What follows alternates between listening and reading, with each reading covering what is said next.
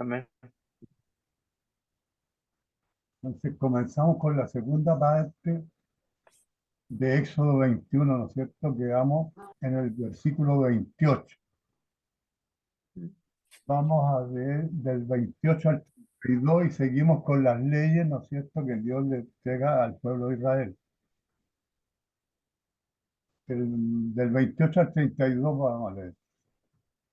Determinar la culpabilidad cuando un animal mata a un humano. Hasta en esto se preocupó Dios de dejar, ¿no es cierto?, establecido cuáles eran las culpas y cómo se debía actuar. Estas enseñanzas eran para los jueces, ¿no es cierto?, que Moisés había nombrado para que le ayudaran, ¿ya? Y también para Moisés, para todo el pueblo de Israel. Y dice, si un buey corneare a un hombre o a una mujer, y a causa de ello muriere, el buey será apedreado, y no será comida su carne, mas el dueño del buey será absuelto. Pero si el buey fuere acordeador desde tiempo atrás, y a su dueño se le hubiere notificado, y no le hubiere guardado, y matare a hombre o mujer, el buey será apedrado, y también morirá su dueño.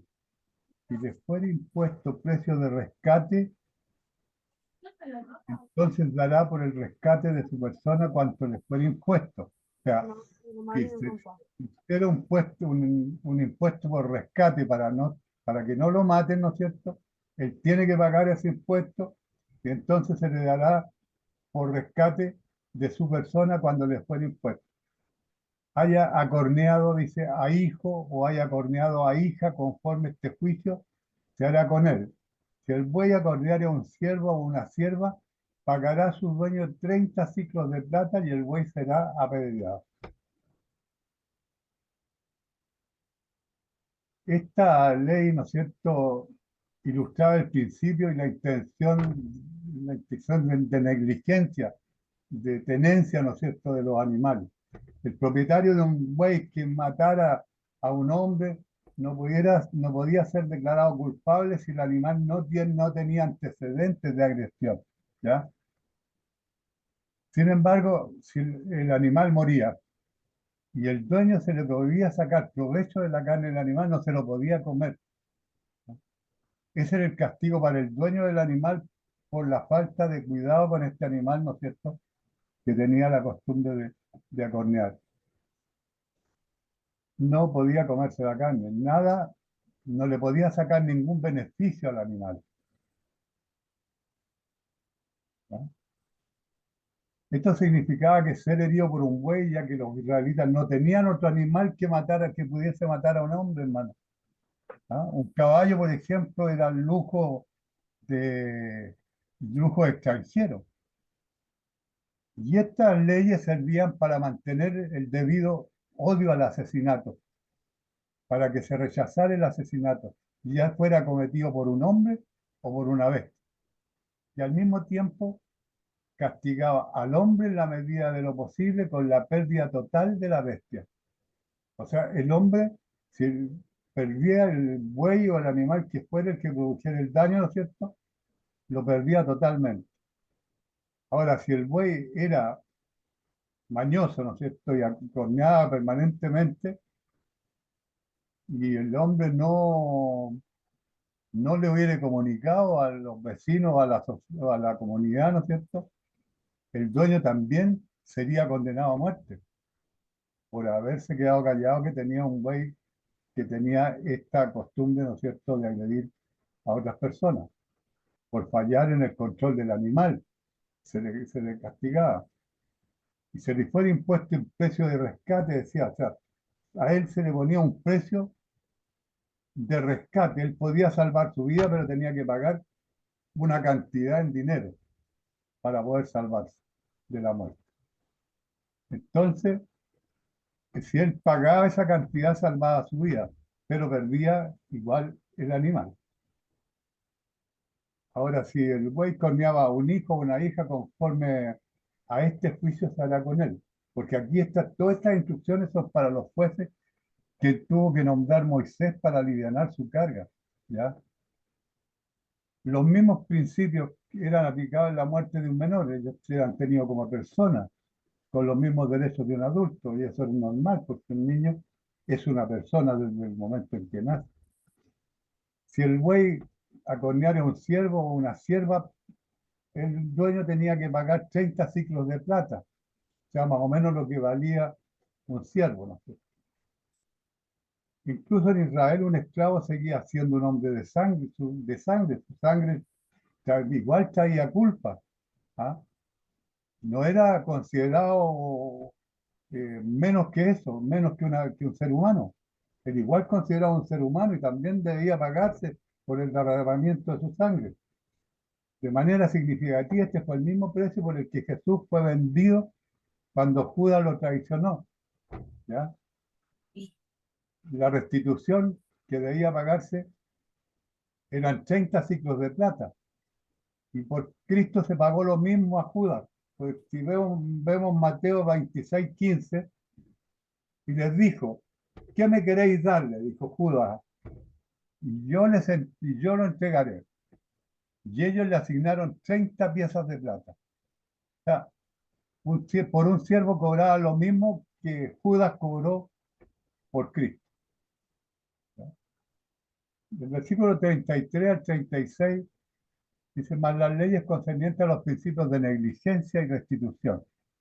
Aquí vemos que Dios se preocupó hasta del negligente, al del que no se preocupaba, ¿no es cierto?, de tener sus cosas en orden, sus animales, en este caso, ¿no es cierto?, eh, bien, bien guardado, ¿no es cierto?, o a resguardo para que no dañaran a otras personas. Pero acá vamos a hablar, ¿no es cierto?, de los pozos que se abrían, ¿no es cierto?, la cisterna, y si no las cubriera, y allí cayera un buey, un asno, ¿no es cierto? El dueño de la cisterna pagará el daño resarciendo a su dueño, y lo que fue muerto será suyo.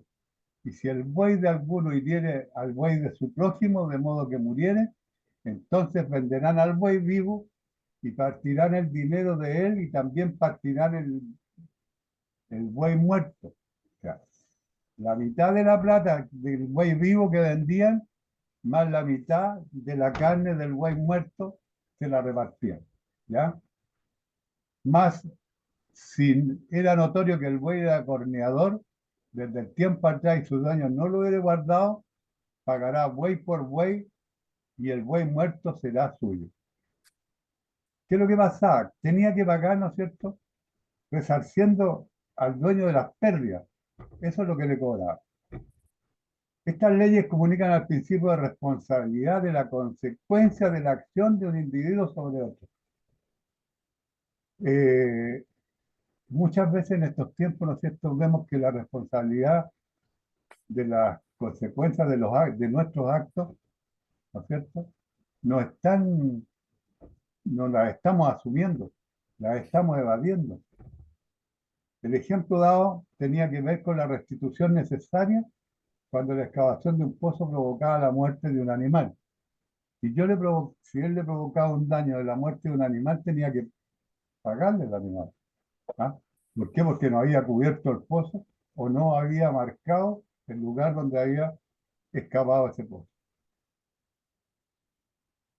Que se excavaban estos pozos por diferentes motivos, para almacenar grano, para el agua. Los pozos también se usaban para atrapar animales, hermano. ¿Ah?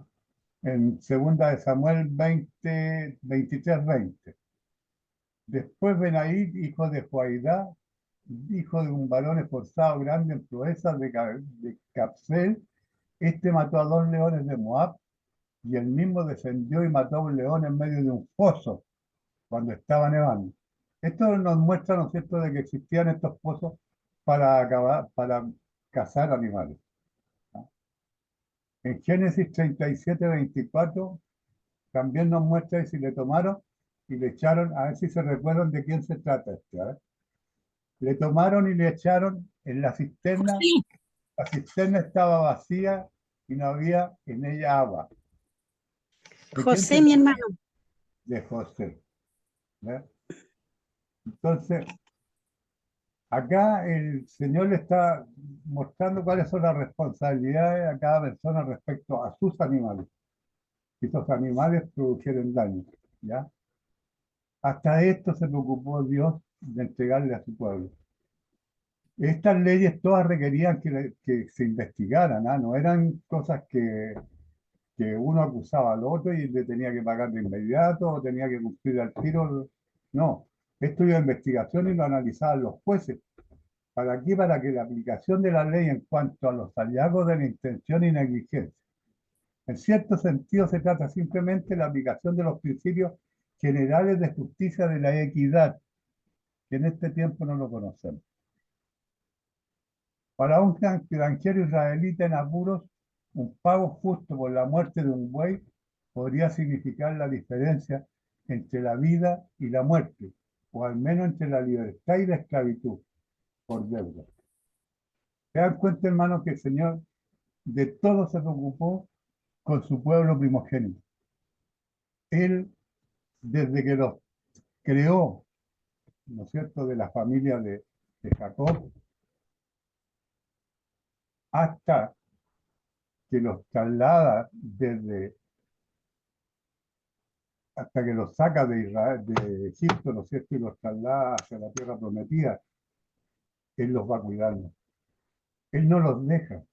El pueblo de Israel depende totalmente de Dios en el traslado. Y durante su vida también dependió totalmente de Dios. Lo mismo nos pasa a nosotros, porque Dios nos cuida. Nosotros dependemos totalmente de Dios. Nuestra dependencia es total, porque nosotros no somos omnipotentes ni omniscientes. Somos gente que tiene, ¿no es cierto?, una capacidad limitada. Y somos tan débiles, hermano.